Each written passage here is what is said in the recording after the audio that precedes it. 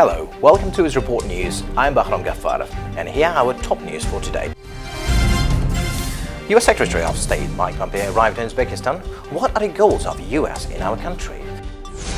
A new type of pneumonia that has appeared in China continues to gain momentum. What's the situation in Uzbekistan? US Secretary of State Mike Pompeo arrived in Uzbekistan on Sunday for the final stop of five-country tour. Pompeo's agenda includes talks with President Shavkat Mirziyoyev, bilateral negotiations at the Foreign Ministry, as well as C5+1 ministerial meeting.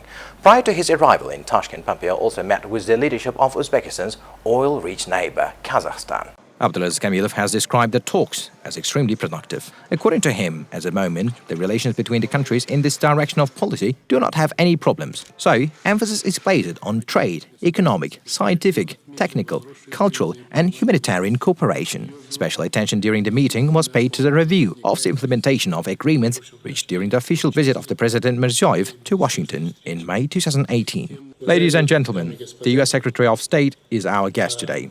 We have already held bilateral talks. After the press conference, we'll be joined by our colleagues and the foreign ministers of Central Asia, who will hold a meeting in the C5+1 format. Dear ladies and gentlemen, I'm sincerely glad to meet you. We held very productive talks and discussed the most important issues of bilateral cooperation and notice the high dynamics of our relations. Today, our countries have comprehensive agenda. This is largely the result of joint efforts and personal attention of the heads of two countries. We agreed to develop trade, economic, investment and educational cooperation. The Uzbek side expressed its readiness to continue creating conditions for American businessmen. Washington recognizes Uzbekistan's progress in ensuring religious freedom, eliminating forced child labor, protecting human rights, and creating conditions for freedom of speech. We agreed and recognized with the Secretary of State that despite the progress made, there are many issues to continue working on. The goal is to remove certain irritable moments from the agenda. We stand for the stability and prosperity of Central Asia. Our relations are developing steadily and predictably.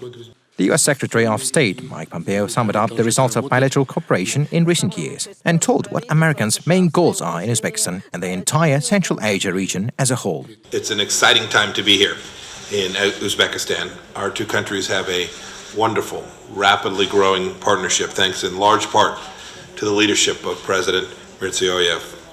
I know President Trump enjoyed hosting him at the White House back in 2018, the first visit by an Uzbek leader since 2002.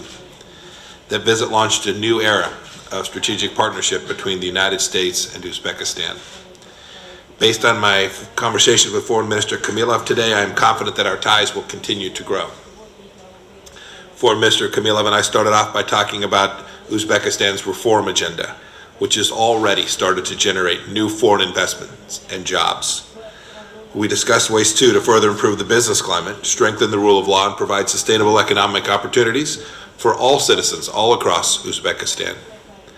We want a private investment, American private investment sector to flow between our two nations. There's no better path to sustainable growth, to foster investments, than to create jobs and prosperity.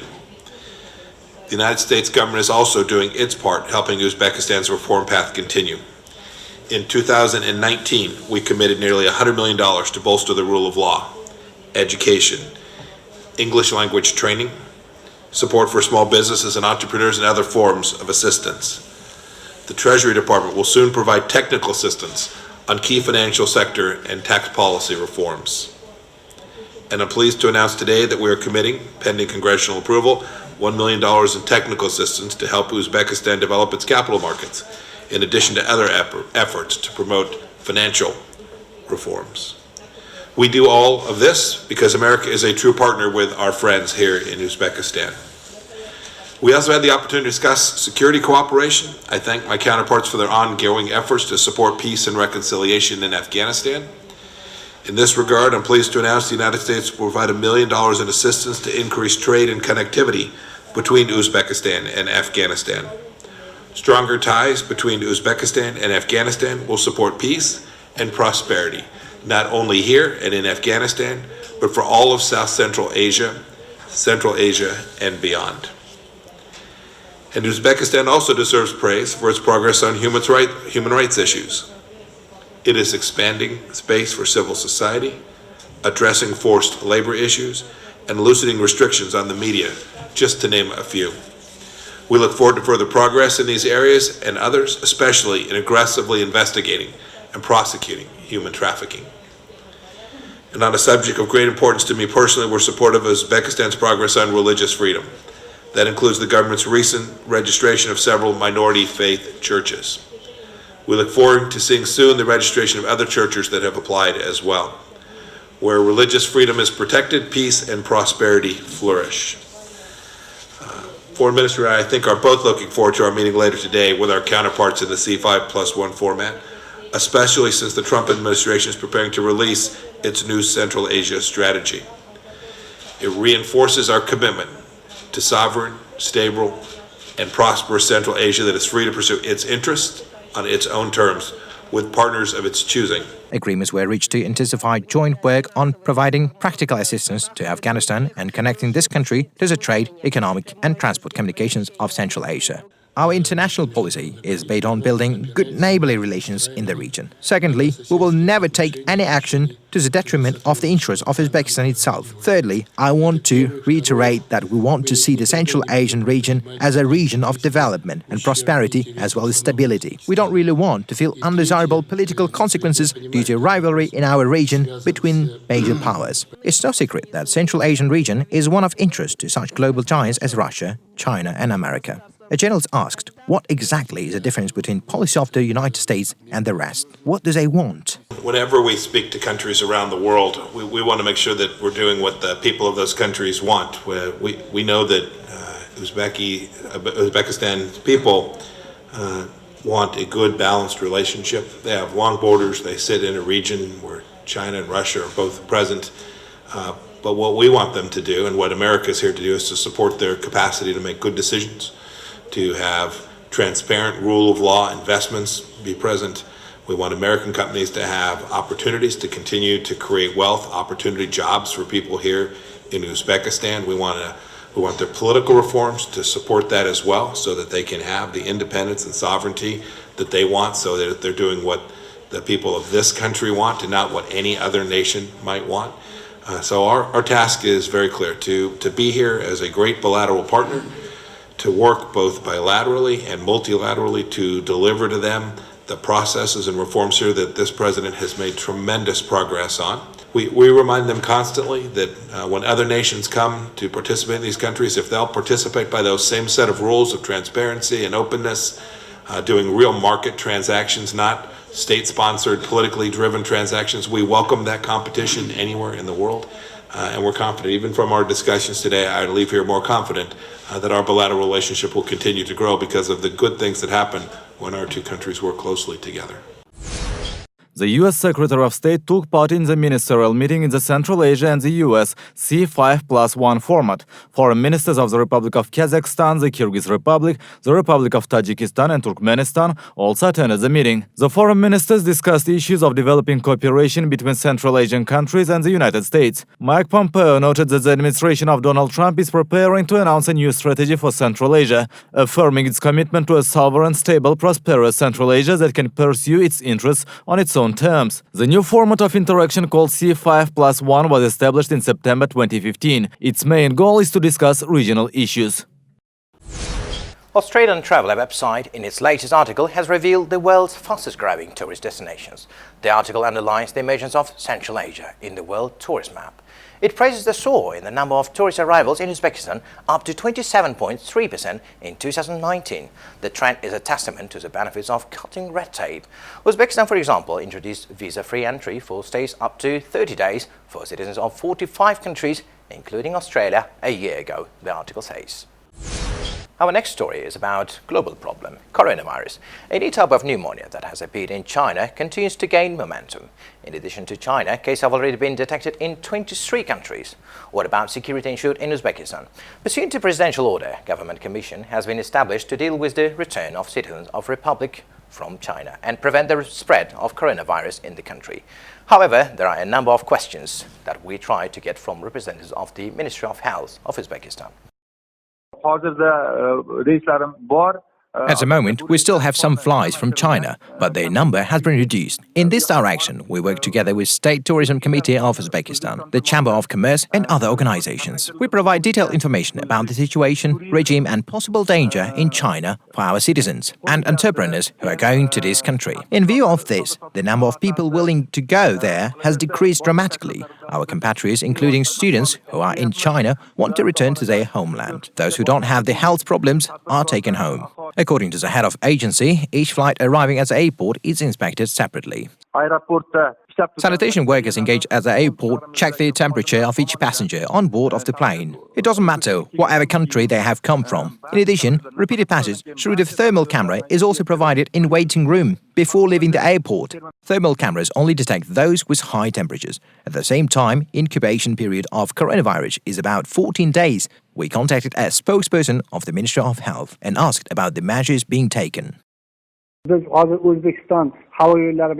with the national airlines as well as the Embassy of Uzbekistan in China, we have developed a list of people arriving from China. After arrival, each person is taken on patronage for 14 days. Whether this person is from Fergana, Karakkal, Pakistan or Kashkadarya, he is listed and will be monitored closely during 2 weeks.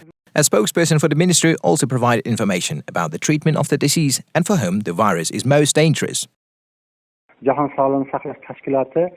According to observations of the World Health Organizations, no panic should be made because of the disease, because in accordance with the data provided, which has secondary confirmation, 80% of patients recover. The treatment goes without complications. There are difficulties for only 20% of people, but the fatal outcome is observed only for 2% of the patients. The reason is that they have chronic diseases, such as diabetes or heart problems. Also, a deplorable outcome threatens patients in the elderly. As of February 3, the number of deaths has surpassed 300 people. Some 14,000 cases of infection has been detected so far. A man of Chinese nationality died on Saturday in the Philippines as a result of coronavirus, the first death outside China's borders. The deceased was a 44-year-old man who was admitted to San Lazaro Hospital in Manila on 25th January. Stocks of masks and hand sanitizers have run out in almost all pharmacies in Manila. The parliamentary delegation of Sweden is visiting Uzbekistan. The delegation representatives, led by the first Deputy Speaker of the Parliament of Sweden, visited the Institute of Strategic and Interregional Studies, where a roundtable was held on the theme of regional cooperation in Central Asia and the prospects for the development of Uzbek-Swedish relations. As noted at the event, the President's recent message to the Parliament clearly indicated the need to further build mutually beneficial cooperation with the European Union countries in various areas. In this regard, Sweden is of great interest to our country. For example, a country like Sweden serves a reference point for education and human development. According to the Human Development Index, Sweden ranked 7th in the world in 2018. For their part, the Swedish parliamentarians assured that this visit reflects a mutual interest in the further development of relations between our countries. It was a very good discussion in this round table because we tried to understand each other, and I think we came a long way in this discussion. We need to come closer together, and we need to have a lot of meetings because of that. And this is the first of a very high level meeting together with this institute, with this think tank. And we opened up a lot of questions, and we got a lot of answers, of course, and we had a very fruitful discussion. We heard that from the Deputy Foreign Minister that you are going to open an embassy in Sweden. I think it's a very good step to do. And as you know, we have a very good ambassador in this country, even if she is in Sweden often, but she is also very active. And I think this is the key issue, to open up more relations. And as a member of Parliament, I will also see that we, the members of Parliament, will start a friendship group together with this part of the world, so we can have exchange every now and then of parliamentarians. In addition, the parties discussed Sweden's transition to a digital economy, which may be useful for our specialists in the implementation of 1 million programmer project. Also, topical issues included the healthcare development in Uzbekistan and the issues of transition to the green economy. A country whose government effectively applies green principles in all sectors of the economy is considered a world leader in the field of energy efficiency of renewable energy sources. All this is only a small part of interaction for building relationships. At the end of the event, the parties expressed mutual hope that the close cooperation between our countries on a wide range of issues will only strengthen in the future. Over the past 135 days, the Agency for Consumer Protection, under the Anti-Monopoly Committee of Uzbekistan, has reviewed more than 1,300 appeals from citizens, 21% of which belong to the sphere of public services, 54% of trade and public catering, 6% to the sphere of transport and communications, and 19 have been received from other spheres. As a result of consideration of these appeals, funds worth over $33,000 were returned to the consumers and their violation rights were restored. In December last year, the agency conducted a social survey among 1,661 consumers in order to assess the level of consumer protection when providing urban transport services to residents, as well as the overall level of consumer protection throughout the country. According to the survey, 77% of respondents state that they use public transport, 74% are satisfied with the number of buses and minibuses, and more than 50% are not satisfied with the quality of service. They also commented on the lack of providing a ticket after payment, the delay of buses at stops, non-functioning of cooling and heating systems in buses and minibuses, as well as the lack of accurate schedule when which bus is arriving. The survey also outlined proposals for further improvement of some transport services, the attitude of the driver and the inspector to passengers, the technical condition of public transport and minibus services. Almost 30% of respondents negatively assessed the situation with public transport, and three-quarters gave an average rating of this, and three-quarters gave an average rating on the state of passenger seats. From September to December last year, 4,315 raids were carried out, during which various violations of requirements for placing ads were revealed. We have revealed 248 violations of the law on advertising, 76 ads that didn't meet the public interest, generally accepted the standards of ethics and morality. 155 outdoor ads were outdated. As a result of explanatory and warning actions with the owners of outdoor advertising structures, 20 advertising banners and 77 outdated structures that interfere with the movement of passengers and transport were dismantled. Uzbekistan has more than 12,000 sports facilities, but this indicator does not exceed 4.5% of the total population. Is it possible to attract residents in such conditions? The regular session of the International Press Club was devoted to solving this issue. During the discussions, emphasis was placed on issues of physical education, healthy lifestyle and proper nutrition.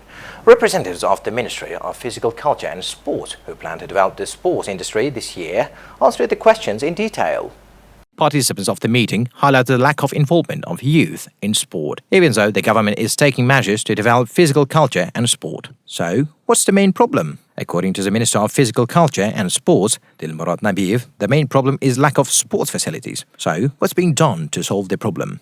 Yillar davomida respublikada 600 ga yaqin sport maktablari faoliyat yuritadi. Over the years, some 600 sports facilities and schools have been functioning in the country. To date, this figure has somehow been reduced to 200. Following the instructions of President Shavkat Mirziyoyev, this year we are committed to build around 500 sports facilities and put them into operation. They will be covered by the state budget and foreign creditors. There are few specialists for organizing mass sports events. The number of hours devoted to physical education in educational institutions is going down. At least the language skills and teaching methods do not meet the modern requirements. Agar bugun o'qituvchi mukammal Why is knowledge of foreign language important? If the teacher does not know a particular language, then he will not be able to learn techniques from primary sources. No one wants to share their trophies completely, their victories. We will reach all horizons only when the teacher is a professional and knows a foreign language. Speaking of digitalization, many changes are expected in the industry this year. Innovative solutions begin with the introduction of online system of admission to sports complexes. raqamlashtirish bo'yicha hozir yurtboshi This year we intend to make admissions appeals online. If parents want to enroll their child in a training session in a sports section, they can download a special app to their smartphone. Enough tasks have been set for the development of sports industry. According to the President's address, the regions have targets for the construction of new sports facilities for young people. It's expected that this year, 269 football, volleyball, basketball and badminton courts, 178 boxing, wrestling, fitness and gyms and 32 tennis courts will be built in Uzbekistan. China on Monday reported 361 people have died on the mainland from a viral outbreak, with additional 2,829 new confirmed cases over the last 24 hours. The latest figures Monday come a day after the first death from the novel coronavirus was recorded outside of China in the Philippines, as countries around the world evacuated hundreds of their citizens from the Hubei province. Chinese authorities have completed a new, rapidly constructed 1,000-bed hospital for victims of the outbreak in Wuhan and have delayed the reopening of schools in the hardest hit Hubei province. A plane carrying evacuees from the Chinese city of Wuhan landed in the town of Lemurs in the north of the state of Western Australia. It is expected that evacuees will be transferred onto small planes and transported to Australia's remote territory in the Indian Ocean, Christmas Island. The evacuees are due to spend 2 weeks in quarantine on the island. Earlier on Monday, Australian Foreign Minister confirmed that 243 Australian citizens and permanent residents were flown out of Wuhan, including 89 of the passengers who are under 16 years of age. This has been all the news we intended to share with you today. Thank you for watching. Stand by.